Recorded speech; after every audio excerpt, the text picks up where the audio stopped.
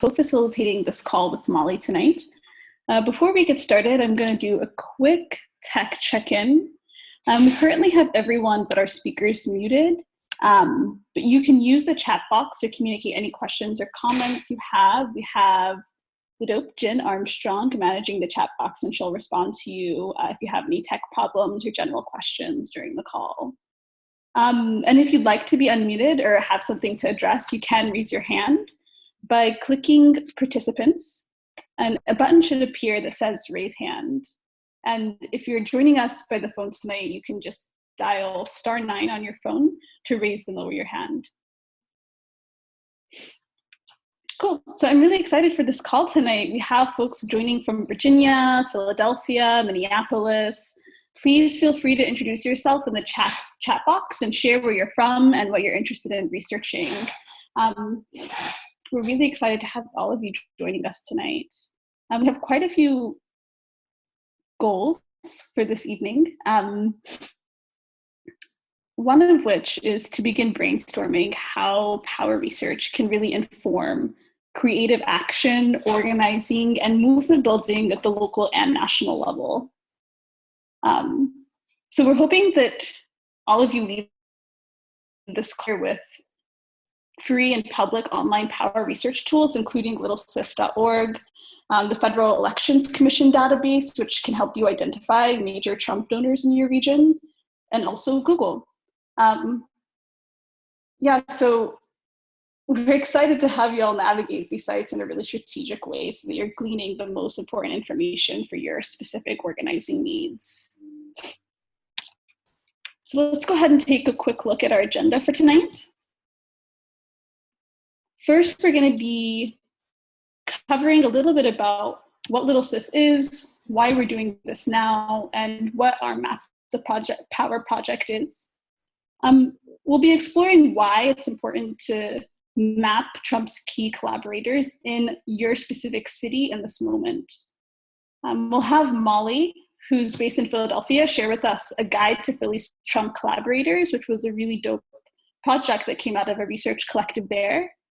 And she'll work backwards in showing us step by step how the Philly team was able to build this guide and really identify who the power players are in the city that are benefiting from Trump's agenda. And we'll then have a Q&A. So as we go through the call, Jen will be keeping an eye out in the chat box, and we'll be lifting these questions during the Q&A session, and it'll also be an opportunity for each of you to share any reflections or thoughts that you have about the work ahead. And lastly, we'll follow up with next steps and share with you a bit about our Map the Power toolkit that we've been working very diligently on to share with you all around specific guides on how to identify power players in your community and conduct power research. And we're hoping to keep this call at exactly an hour, so we may go a little over time. If you need to hop off, that's okay. We'll be recording this call and sharing it on our YouTube page. So let's go ahead and begin. What is LittleSys? Many of you may already be familiar with what LittleSys is. We're a research organization that's focused on corporate and government accountability. So we conduct and facilitate research on power relationships that shape policy in the US with a focus on the influence of big money and corporate power. We primarily work in partnership with organizers and journalists to put research to action. We also oversee littlesys.org, which is a wiki-style database and platform for power research. LittleSys is often referred to as the Facebook of the one, or the involuntary Facebook of the 1%. So it profiles CEOs, major investors, politicians, and lobbyists who benefit from the exploitation of people of color and workers. So we're the opposite of Big Brother in many ways. Data from LittleSys is drawn from many different sources and maintained through a combination of user edits and automated scripts. So all of the information is brought together by activist journalists and researchers like you who use the site to analyze data and create visual network maps with a power mapping tool called the Holographer. Yeah, so our next question is, what is power research? Power research is investigative research that's focused on power structures, right? So it follows the money and connects the dots between key players in the power structure. It's typically practiced by activists, academic researchers, and journalists who have an interest in mapping, challenging, and understanding systems of power. Power research really investigates questions like who benefits, who wins, who governs, and who has a reputation for power. So focusing on the various business, political, and personal relationships that exist among the elite that allow them to maintain their power. Power research is also known as opposition research, muckraking, strategic research. And there are many reasons to do this, to do power research. Specifically, if you're an activist and organizer, it can help shape some of the strategy that you use to inform who you're targeting, and also so that you can identify what you're really up against and show how you can gain leverage in your fight. Yeah, so this kind of leads us nicely into the next phase of our agenda, which is why we should be mapping Trump's ties to our region now. What we know is that Trump and the GOP need corporations, billionaires, and regional power brokers to legitimize and prop up their agenda. Trump is not an individual actor. In fact, he is funded and supported by many CEOs, individuals, and corporations who have a direct investment in some of the backward policies that are being implemented. So we're asking, who is carrying out the violence that are dictated by Trump's executive orders? Who are the elite in our cities that will profit from the privatization of schools, the cutting of Obamacare, increased spending on the military, more detention centers, a border wall, and oil pipelines? By Trump collaborator, who we mean are the corporate elite, so a small network of people who run the nation's major corporations and use their wealth to influence things like the media, our schools, our culture, and law. There are really major national key collaborators, such as Robert Mercer, Blackstone's Schwartzman, JP Morgan Chase, this collective of hedge fund managers and Wall Street bankers who've been appointed to various committees in Trump's administration, and many of whom have investments and influences in cities across the US. So what we're doing is really pushing to understand that there are people, corporations, and institutions that are collaborating with Trump. And at the local level, there are varying strategies and tactics that we can use to organize for power by targeting these individuals and corporations. And as resistance to Trump's corporate power grows, there's an increasing need for us to be able to map his ties to various cities and institutions across the US. So the skills we'll be learning tonight can be used and applied to other types of projects, but we will be focusing specifically on Trump and his corporate collaborators tonight. So I'll go ahead and pass it off to Molly, who's going to share with us the great example that was done in Philly. Cool, thanks, Christiane. So yeah, like Christiane said, my name is Molly. I'm a researcher with Little Sis, and I also live in Philadelphia. And a couple of weeks after the presidential election, some folks here in Philly, a combination of organizers, activists, investigative journalists, people that were just becoming politicized and were mad about Trump being elected and the agenda that he was bound to enact, came together, and we were all really interested in forming some kind of loose group of folks that were doing power structure research together here in Philly in a way that could both help strengthen local organizing and campaigns that have been going around for a long time, as well as kind of new groups of resistance to the Trump agenda that were popping up.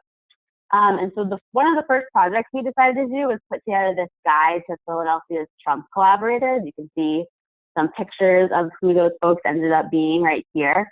And it was really the first project we undertook, and so we thought it might be helpful tonight, since on the first call we had about a month ago, a bunch of y'all identified that this would be something you'd be interested in doing, this kind of mapping local Trump collaborators. We wanted to just share a little bit of kind of what we found and what we learned doing this project, and both share like how we did the research from a technical standpoint, like what tools we used, what databases, what were our research questions, and kind of almost like our methodology. But then also share a little bit about how we coordinated the project, how did we divide up tasks, you know, how did you share the information, communicate it all out, so that if you all were interested in putting together a similar kind of guide for where you live, you would have a good place to start. And so I want to share first a little bit of kind of what our final project was that we ended up putting together with this research. So folks should be able to see here on my screen. We collaborated with a group in Philly called Philly We Rise. That's an awesome kind of cross-organizational platform for Trump resistance and social justice organizing in Philly. And the kind of final product of our research was this website that they set up that's very beautiful, where we put these little almost playing cards, like digital playing cards of all of these Trump collaborators that we found.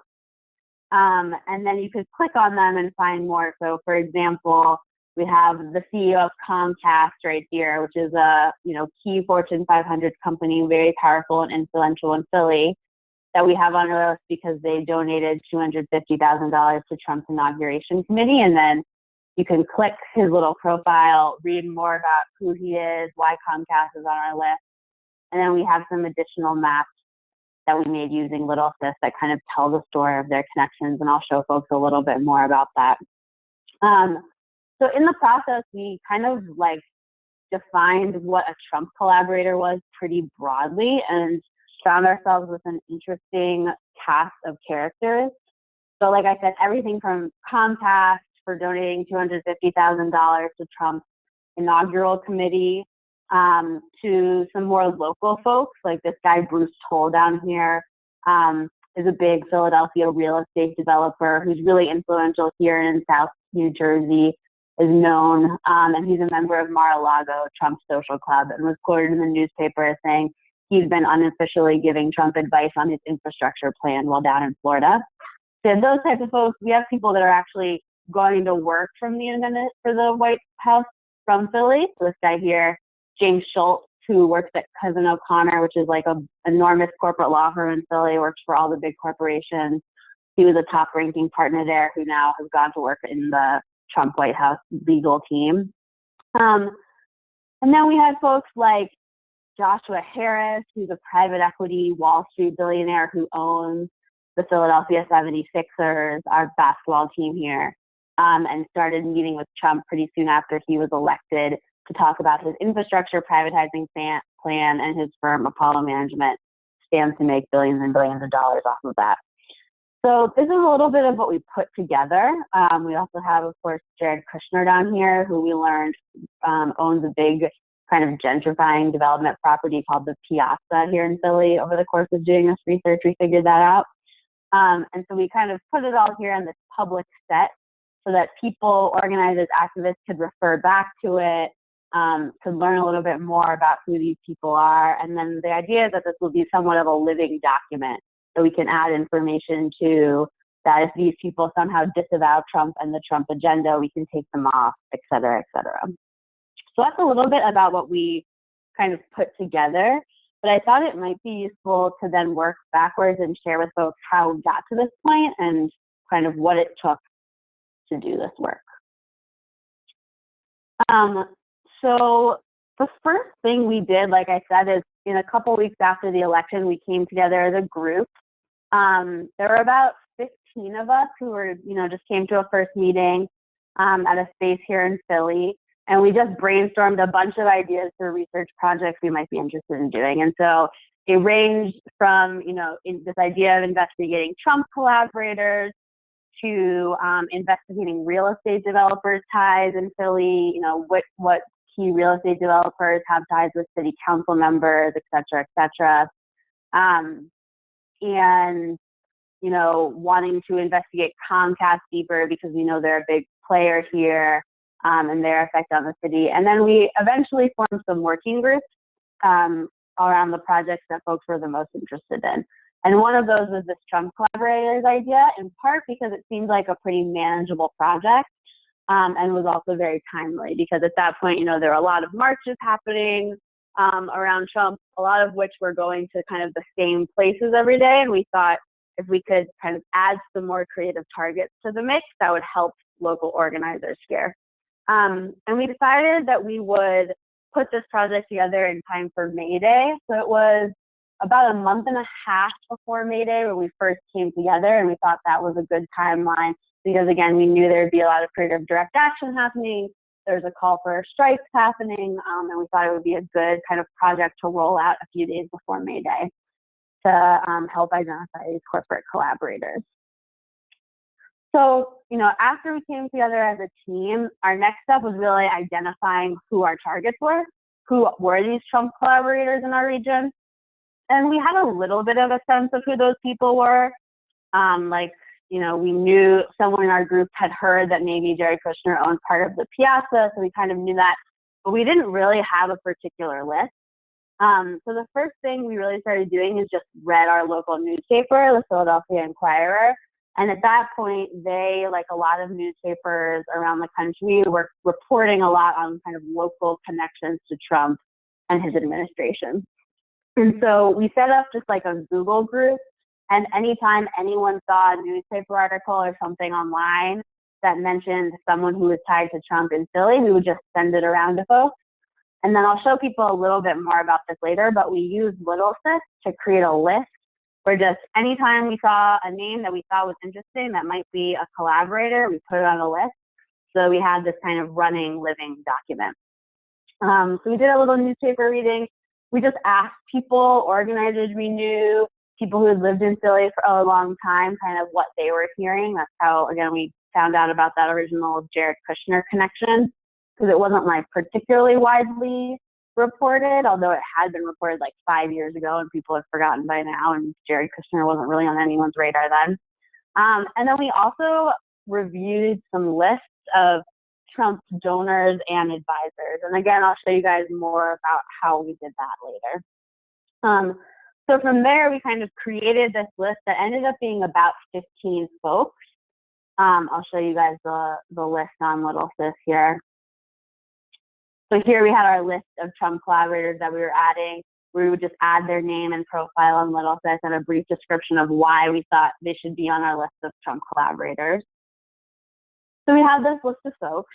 And then we talked a little bit about what types of people we thought should make the final cut of the list, and that we really wanted to lift up, had a little bit of discussion, and kind of culled that back, I think, from about 20 people maybe to about 14.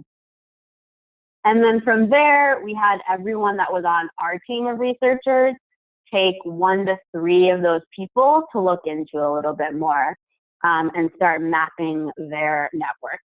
Because we wanted to understand not only who these collaborators were so that we could kind of put their name out publicly, kind of publicly name and shame them, help organizers think about how we could diminish their power, and stop their collaboration and legitimizing of the Trump agenda. But we also wanted to understand what role do they play locally here in Philly? Like, are they connected to any other campaigns that are already happening? You know, do they sit on important boards that might be useful to know about? Kind of what's their role here locally? And we use this kind of checklist or web of types of relationships to think about that. So folks can see on my screen, this is like a tool we use at Little Sis a lot when we're thinking about power mapping a target who's an individual. We also have a corporate version, but in this case, we use this individual version. And we thought, okay, so here's the different types of relationships that we might be interested in. Work positions, where do they live, what companies are they, or where do they work, what companies are they connected to, what's their day job, are they on any corporate boards, etc. Nonprofit positions, are they associated with any think tanks, any charities, any trade associations, are they on the board of our local chamber of commerce, etc. Philanthropy, so Are they associated with any charities? Do they have a personal foundation? Are they giving money to any nonprofit groups? Education, where did they go to school? Did they go to a school that's local in Philly? Are they still on the board of that school? We ended up finding out that several of our Trump collaborators have buildings named after them on campuses or associated with Temple or University of Pennsylvania or Drexel in some way. Campaign contributions, what other politicians are they giving money to? Family, friends, colleagues, and mentors. And then investments, what are they invested in? And we took a look at that graphic and we decided that we were particularly interested in work positions, nonprofit positions, and campaign contributions. And I'll talk a little bit more about that later. So from there, we all divided up the targets and we went out and looked for those 3 types of information for the folks that we were interested in. What's on the screen now is a little guide that we all had for each other. That was kind of what type of information we wanted to know about and where to find it. And I can share that with folks if you're interested in doing this where you live after we get off this call.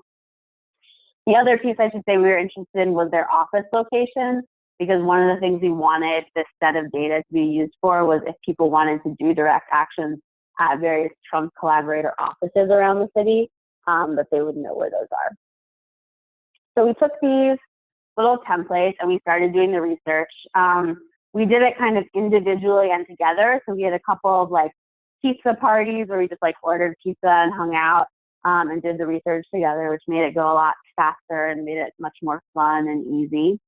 And did some stuff then people would take assignments home and do it at night after work or on the weekends and all that. So after we had kind of done an initial cut of research, it was time to compile what we had found. And we used in part LittleSys and then some just kind of Google Docs to do that. So again, I'll show folks how to add info to LittleSys in a sec, but this is where you see Daniel DeLella over here on the left is what a LittleSys profile page looks like. So when we started this project, his page was totally blank. But then after we identified him as a Trump collaborator because he had given the maximum amount to Trump's transition fundraising committee and also had a lot of interesting ties around the city, like to our local police foundation, to several kind of nonprofits and cultural institutions that we thought probably wouldn't want to be associated with the Trump agenda. We decided he was a good target. And so we built out this little profile page for him. And then we made a map, which I'll show a little bit more about later, to kind of make the information more palatable for people and give a little bit of a narrative and a story of who Daniel DeLella is, what are his connections to Trump, what's the role that he plays in Philadelphia, kind of as a local power broker. And so after we had kind of compiled all of our information in LittleSys and in some Google Docs, then we shared the information, which I think was really important because it kind of helped us have a wider reach of an audience to learn about this information, both of activists, organizers, folks who do direct action around Philly, to kind of be able to see this. So like I said, we partnered with Philly We Rise. They did a great job of making these beautiful kind of digital playing cards of these Trump collaborators and helped us share it out. And we also shared it around to some local media as well. And so I think, a couple of things that we learned in the process of this. One was it was really helpful to have a very specific set of targets because it helped kind of focus in our research. I think a lot of times when you think about like mapping the power where you live, that might seem, depending on where you live, very overwhelming. There's a lot of powerful people. Where do you start? How do you make sure the information is useful and all that? This was a pretty narrow project that helped us both, finish the project in a relatively good amount of time. Like it only took us about a month and a half. And we also were all able to learn some new skills along the way, learning how to use LittleSys, learning how to use, Google in a way to do news searches, learning how to use some campaign finance databases along the way. And those are really skills that we can apply to other projects now as well. And one of the things, we got a good response to this. People were really interested in it. both organizers and folks who are kind of interested in doing research. So we're having a follow-up training on the 13th of June here in Philly to, again, kind of share what we learned and plug more people into doing this research and some upcoming kind of map the power projects that we're doing. So that's a little bit about kind of how we coordinated the project and the overall arch of how it works. So I wanted to share a little bit about how we actually did the research, which I think really can be divided into two phases. One being identifying the collaborators, identifying who the targets are, and then the second is once we identified them, mapping their local networks. And so I'm going to show folks now a few kind of key research tools that we used in that process. You know, of course, Google, you know, that's probably the thing we use the most. I think sometimes people think to do corporate research or strategic research, you need to know a lot of like fancy databases. But a lot of times you don't, you just need to use Google. Little Sis, of course, which we use to both find information and compile information, which I'll show. We use the Federal Election Commission search engine to identify who are the biggest Trump donors in Pennsylvania, and Open Secrets, which is another campaign finance database. And so for folks who are following along, I just wanted to make sure you know we actually have a online toolkit that we're going to be sending around after this call, and we're going to be debuting next week, that has a guide to how to do this research. So, you know, you can take notes, but we're also going to have this as a recording, and we have this research guide, so you don't need to worry too much about remembering everything I do. To access it, you can go to littlesis.org/toolkit, like it's up here. And then in this research guide section, there's one that says mapping Trump's ties to your region. And if you click that, it really goes through the questions to ask yourself when you're trying to identify those collaborators, and points you towards a bunch of resources to do that. So again, you know, pay attention tonight and feel free to ask questions, but we also have this little helpful guide for folks. So when we first started and we didn't have any idea really who were our kind of corporate Trump collaborators where we live in Philly, the first thing we did, like I said, is kind of kept our eyes on the news.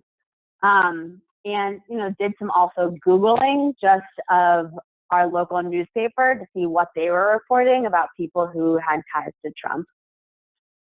So for example, you know, Philly.com is the Inquirer, our main newspaper here. And we just did a search of like Philly.com, Philadelphia Trump ties, and we Googled that.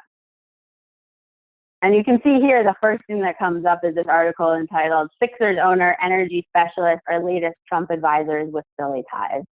So we can click that. And from there, we see, if we read this article, two of the people that ended up on our final list are identified. One being Josh Harris, who I mentioned is a private equity billionaire who owns the Philadelphia 76ers and is part of the advisory team around Trump's infrastructure plan. And the other is a local public utility regulator who Trump is appointing to the committee that oversees pipeline construction federally. So those were two people that when we saw this, we were like, great, those two people clearly make sense to be on our list, and we added them. And I think, like I said, particularly if you live in a region or, you know, that has a big city, or you live in a big city, a lot of newspapers, both kind of mainstream and kind of local, more progressive weeklies, we're doing these kind of series. So I would definitely try to check that out first if you're interested in putting together a list of corporate collaborators. Some other Google searches that you could try: Pennsylvania biggest Trump donors is another one. I'm gonna show you all in a little bit kind of how to do more original campaign finance research, but of course Google it. Here we have our local business journal. I think this is the Pittsburgh one, actually. So most big cities have a business journal that can be super useful for this type of stuff. And they had a little bit of a slideshow that was about Trump's top inauguration contributors. So these were people who perhaps hadn't given during the campaign, but once he was elected, donated money to his inauguration committee. So we see the number one in Pennsylvania was Clifford Forrest from Pittsburgh.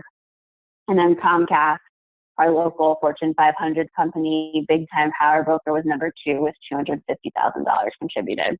So that, again, kind of suggested to us that we should put Comcast on our list.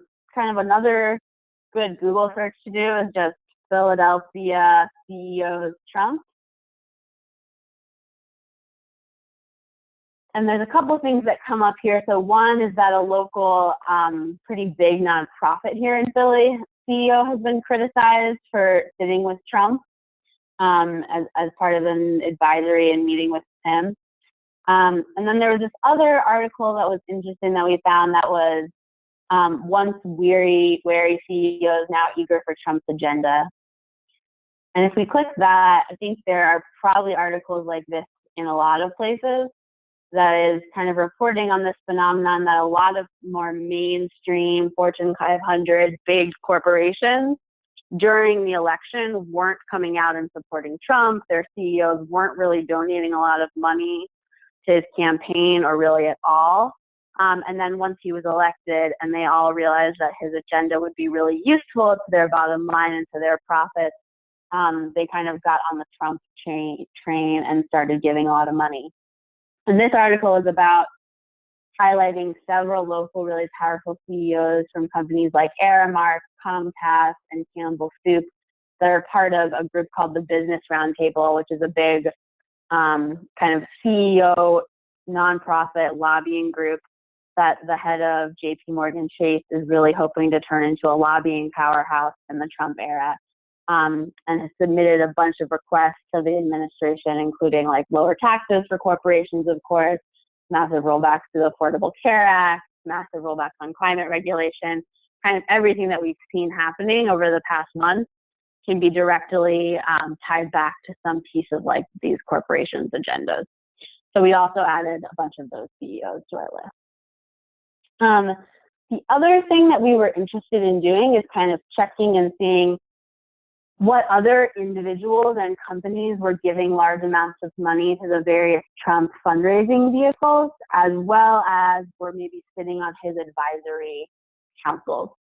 And this was really helpful. Little Sis was really helpful in doing that because we've uploaded to the database and various users have uploaded lots of information about Trump committees that you can then kind of look through and see if there are folks from where you live, companies you recognize as having a big footprint where you're organizing, etc.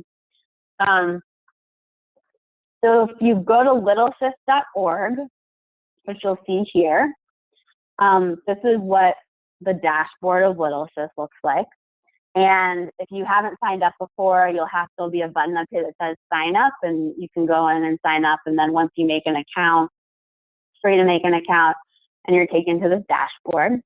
And we'll do some kind of more in-depth Little Sis trainings later, but the basics that you need to know about searching the database, there's a little search bar up here that works just like an internal Google, that you can search for powerful people, trade groups, organizations, corporations, names, and find out a bunch of information about them. So, for example, if we were interested in Comcast, because we know that Comcast gave all this money to Trump, we would search up there for Comcast. And then the database is going to bring up a bunch of different profiles. So like Christiane was saying, you know, we sometimes refer to Little Sis as the involuntary Facebook of the 1%. So these are like their profile pages. And in this case, I'll click Comcast Corporation. And it'll take me to their profile page. And I'll be able to see a bunch of information about them, including their subsidiaries, what they own, groups, trade associations that they're a part of, who owns them, their key CEO, their key executives, who they've given money to, and a whole bunch of other information on lobbying, etc. And because Little Sis is a wiki, all of this information has to be sourced back to some kind of link so that we know it's legit. So for example, if we click on this, that Brian Roberts is the director of Comcast, we see over here the source link, and it tells you where this information was taken from. And then we can click that and see the original source. And then because it's a wiki, everything hyperlinks to something else. So if we wanted to know more about Brian Roberts, for example, we could look here and see on his page kind of what's going on with him, what he's a part of. There's the fact that he's a member of the Business Roundtable, like I had mentioned before. So there are a couple of kind of key pages up in Little Sis right now that are helpful in identifying your local Trump collaborators that I wanted to show folks. And again, these are all linked in that research, that online research guide, so don't worry too much about, remembering them. But one of them is this page called Trump for America, if we search that. And that's the Trump transition team. So it was one of the entities that was helping lead the transition from Obama to the Trump administration. A lot of people who had been close to Trump, who had led fundraising for him in various states during the election, were appointed to this committee. And this was one of the entities that a lot of corporations and folks, power brokers, people who hadn't been giving a lot to Trump during the election, then started pouring money into his campaign in this way. So if we look on this page, we could look here and see names of folks that were on that committee. And then you can also see the donors. And if we click this little see all here, we can see the full list. And we can click through. And, some of you, you might want to just do, if you don't already know, just do a quick search before you start doing this research about, what are the Fortune 500 companies where I live. To see if you see any of them, you can click through and see if you recognize any names. Some of their little descriptions here will have geographies in them. So like Las Vegas, billionaire here, Philadelphia real estate agency. So these was one real estate developer that ended up going on our list. Daniel DeLella, who we mentioned before, Phil Rinaldi, Philadelphia Energy Solutions. So we saw Philly coming up in a couple of places. And started putting those people on our list. And one thing to note in this example, these donations are $5,000, which, by today's campaign giving standards, maybe doesn't seem like a lot, but for this particular type of committee, that was actually the maximum that people could give. So all of these people who were giving $5,000 were giving the maximum amount to Trump. So to us, that represents or suggests that they are supporting his agenda in some way, that they stand to gain something from the agenda that he's enacting, that they're kind of cozying up to the administration in some way. So that's kind of one key committee to check. Another one that I wanted to highlight for folks is his inaugural committee, which in Little Sis is called the 58th Presidential Inaugural Committee, because that's its official name. And this is another type of committee that people could give to and corporations could give to support Trump. So one of the things you'll learn kind of as you do more campaign finance research is there's a lot of ways for people to give money. There's different legal restrictions on different kind of entities. Again, I think we're actually going to do a training in the coming months that's getting into that in more details for those of you who are particularly interested in that. But so this is another different type of fundraising committee that you could check and see if any of your local corporations have given to. Like I said, because Little Sis is a wiki, this links to the original document. So for example, here, if I want to know where did they find that Chevron gave $500,000, I would click that little link there, and then click here for the source link and see it was connected to a New York Times article. And you can also check and see the original document and do some creative stuff using Control F to figure out if there are people from your region who gave a lot. So if you go to that FEC disclosure, that's linked in the research guide too.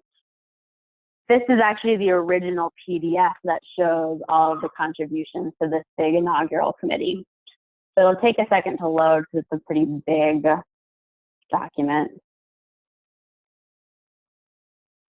And one of the things we did was we just looked at this and we used Control F, really simple, and just searched Philadelphia to see if anything was coming up from Philly. So we see here Comcast, that same $250,000 donation. There was a second one on Philadelphia Street, so that wasn't as interesting to us because it was in a small town in central Pennsylvania. But you could go through and search your city name or your state and see who gave a lot to that. So that's one way, kind of another way to look at campaign finance. The last way, which is like a little bit of kind of a sneaky workaround that we can show folks, is if you were interested in pulling up kind of all of the donors to Trump and his various committees during the election from your state. And so, you know, there's a lot of tools out there that are really useful if you want to look up a particular person's name. If you already know the person who gave, you can look up their name and you can see all the you know, committees besides kind of dark money committees that they've given to, you know, see if they're more of a Democratic or a Republican donor, all that kind of stuff. It's oftentimes harder to work backwards and say, I don't know who the donor is, but I want to see who gave to Trump, or I want to see who gave to Senator me, or who gave to my mayor. But there are some creative ways to work around that. And this is something that you'll want to reference our little research guide. But there's a tool that the Federal Elections Commission has that if you search Federal Election Commission data in Google, and then you go here to this advanced data thing, they have this tool that helps you search by contributor, and you can also search by receipt to see who gave to a particular fundraising committee. And there's some kind of annoying things about how to set up those searches. So we actually set it up already for you in this research guide. So if you go down here you go back to the table of contents and go to this mapping Trump's ties to your region. And you go down to where it's talking about who are the major Trump donors from my region, Federal Election Search Commission. We set up 2 different searches for you that will help you identify those donors. So we see first go here, so I'm gonna click here. And it's gonna take me to a search on the FEC's website that we already set up for you all. That's people who have given money to any of these committees here you see on the left. And these are some of the super PACs and campaign committees that were set up to support Trump's election. So there's 5 of them here. It lets you search 5 at a time. And then you can put in information about, down here, the contributor details. So in this case, I was interested in looking at who from Pennsylvania contributed to any of these 5 Trump-related fundraising committees. So I can click here for the state and go down to Pennsylvania.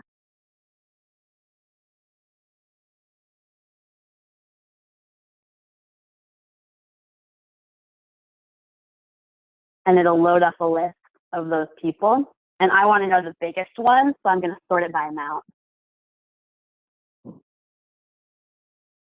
And it'll search through. And so now we can see someone named Josephine Templeton gave $250,000, which is quite a lot, to Trump victory. And if I want to know more about her, I can click this little sign. I can see she's from Bryn Mawr, PA, which is a suburb outside of Philly. And then I could Google her name and try to figure out who she is a little bit more. This one down here, Scott Wagner, that was interesting to us. We added him to our list because he's probably going to run for governor of Pennsylvania in 2018. And he gave $50,000 to the Trump Victory Committee. So you can do that, and then we set up a second search for folks with the rest of the committees that were associated with Trump, because he had more than 5 in that guide, and that'll help you again kind of identify. So that's a little bit of info on how we created our initial list to start with. Like I said, the next step we did was we took those targets and then found key boards that they were a part of locally, key other local elected officials they had given money to, and found out more about their local relationships. So I think in the interest of time, we're going to pause here And on a future webinar, we can show folks how to do that individual power mapping and focus more this time on how you start your initial list. So I'm going to hand it. Oh, I think we're actually going to see if there's any questions now that came up in the chat or elsewhere. So I know folks have been asking questions and it looks like Jin's been answering them, but if you have any other question you want to ask, feel free to put it in the chat right now, or raise your hand and we can unmute you.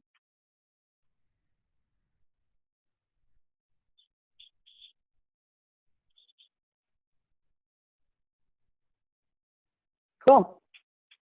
I'm sure folks will have questions later, but sounds good for now.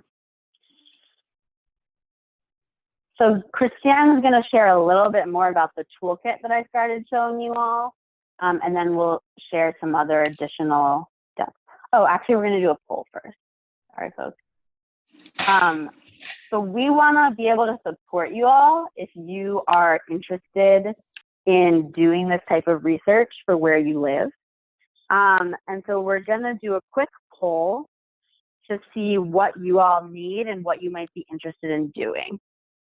So Jin is going to help us. She's going to put the poll on, and there will be a question that pops up. And the first one we're going to ask you all is, do you want to research the Trump collaborators in your region? So if you're interested in putting together a guide, like the one we just showed for Philly, just mark yes, and we'll be able to follow up with you all with some additional resources. And we'll take about 30 seconds to let folks respond.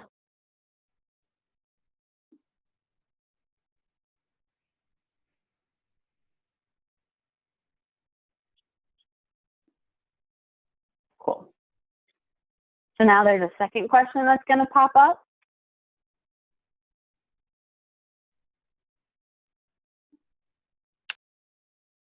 And the second question is, do you want to pull together a small power mapping team and host a Map the Power training?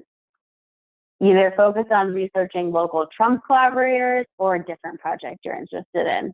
So this would be if you think you have some friends, other people within your organization or your group who would be interested in doing this work with you, and you'd want to pull those folks together to do some work and lead a training that shows people how to do it. And if you feel nervous about leading the training, don't worry about that, because we can provide you a bunch of training materials and guidance and support. But if you think that's something you'd be interested in doing in your community or as part of your organization, press yes.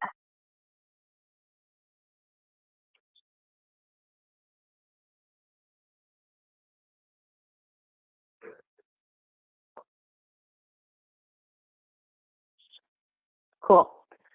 So now we're going to go to our third question, which is our last one. So part of what we're doing with Map the Power is monthly trainings the first week of every month that focus on different topics. So this is our third one. This was about mapping local Trump collaborators. The one before that was about mapping the corporate backers of Islamophobia. And before that, we had kind of a general welcoming to the project. Next time, we want to focus on going in depth with some tools that you guys might be interested in. So we want to know which one you'd like to learn more about next.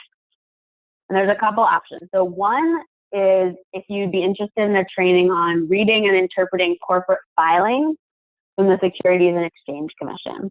So that's if you'd be interested in researching corporations, finding information like board members, investors of a company, creditors of a company, biographies of key executives. If you're interested in that, next, press that one. If you would be interested in a training that's focused a little bit more in depth on using LittleSys, and in particular adding information to LittleSys and how you can make those cool visual maps that you saw on the Philly We Rise Trump Collaborators Guide, press number 2. And if you'd be interested in the campaign finance research, press 3. And the last one is researching nonprofit foundations, think tanks, etc. And I see one person, Jonathan, said his response to that question depends on what has the least guidance in the research guide document, totally hear you. All of those are addressed somewhat in the toolkit, and we're going to show you guys in a second. Christiane's going to share how you can get in touch with us so we can also help you all kind of puzzle your way through as you start going. And you can also let us know what you'd be interested in in a chat room that we're going to share a little bit about. But if any of those kind of really sound interesting to you, feel free to submit now.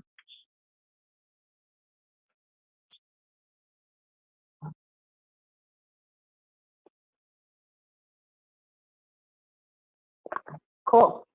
Thanks, everyone. So Christiane's going to share a little bit about some additional resources we have for y'all and ways you can get researching. Hey folks, thanks so much, Molly, for guiding us through all of that information. As Molly said, we have a toolkit that you can access on the Little Sis website. Just go to littlesis.org/toolkit.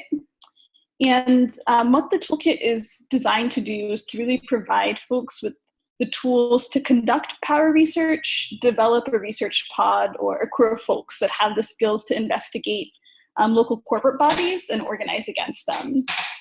So some of the things that are highlighted in the toolkit are research guides, one specifically on mapping Trump's ties to your region. So all of the information that we went over tonight, you can read and move through in detail in the toolkit.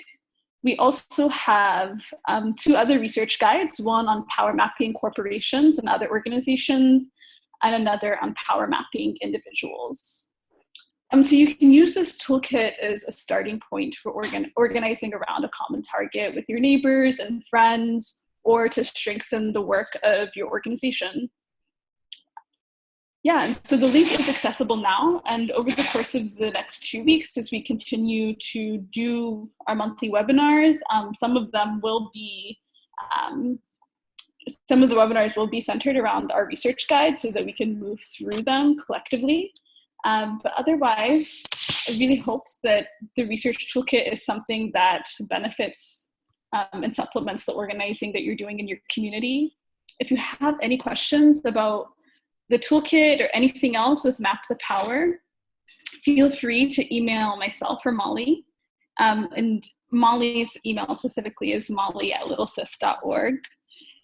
You can also sign up to use Little Sis at littlesis.org/join. We have a Little Sis channel that you can join and be in conversation with other activist researchers across the US who are doing this work. The Little Sis chat is really exciting because it's an opportunity for you to exchange ideas and strategies and tools with other folks around this really important work. Yeah, and you can go ahead and mark your calendar for July 12th, which will be our next webinar. That is a Wednesday, and will be on Zoom again at 8 p.m. Eastern Standard Time. Keep an eye out on your email for a registration link to that webinar. But otherwise, I hope that this call tonight has been useful to you, and I'm so excited to hear from each of you in the near future about building out a research team so that we can start mapping Trump's ties in your city. Thanks for joining tonight, everyone. Thanks, everyone.